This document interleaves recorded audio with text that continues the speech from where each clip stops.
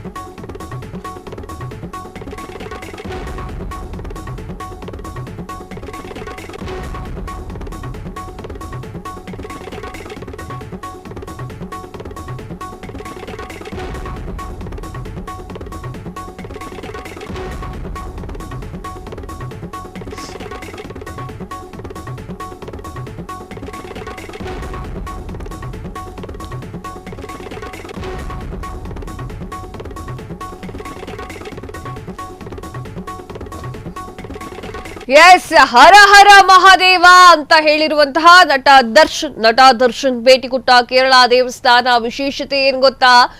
ವರ್ಷದ 28 ದಿನ ಮಾತ್ರ ತೆರೆದಿರುವಂತಹ ಕೇರಳದ ಈ ಒಂದು ದೇವಸ್ಥಾನ ಮೇ ಜೂನ್ ತಿಂಗಳ ವೈಶಾಖ ಮಾಸದಲ್ಲಿ ಮಾತ್ರ ಈ ಒಂದು ದೇವಸ್ಥಾನದಲ್ಲಿ ದರ್ಶನ ಇರುತ್ತೆ. ಕೇರಳದ ಕಣ್ಣೂರು ಜಿಲ್ಲೆಯ ಕೊಟ್ಟಿಯೂರಿನಲ್ಲಿರುವಂತಹ ದೇವಸ್ಥಾನ ಇದಾಗಿದೆ. ಅಕ್ಕರೆ ಕೊಟ್ಟಿಯೂರು, ಇಕ್ಕರೆ ಕೊಟ್ಟಿಯೂರು ಅಂತ ಹೆಸರಿನ 2 ದೇವಸ್ಥಾನಗಳಿದೆ.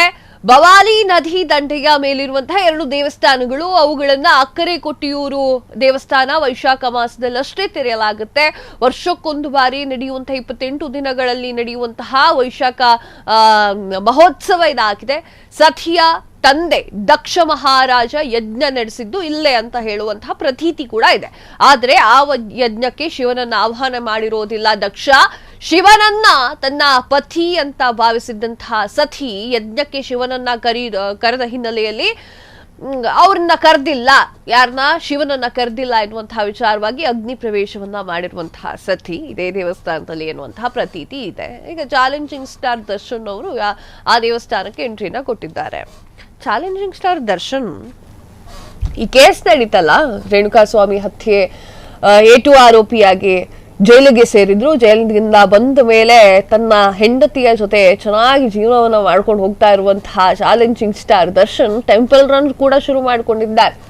ಈ ಹಿಂದೆ ಹೆಂಡತಿ ಮಾತ್ರ ಟೆಂಪಲ್ ರನ್ ಮಾಡ್ತಾ ಇದ್ರು, ಈಗ ದರ್ಶನ್ ಸೇರ್ಕೊಂಡು ಟೆಂಪಲ್ ರನ್ ಮಾಡ್ತಾ ಇದ್ದಾರೆ. ಕೇರಳಕ್ಕೆ ಇದೊಂದು 2-3 ಸಲ ಅನ್ಸುತ್ತೆ ಅವ್ರು ಭೇಟಿ ಕೊಡ್ತಾ ಇರೋದು ಒಂದೊಂದು ದೇವಸ್ಥಾನಕ್ಕೆ.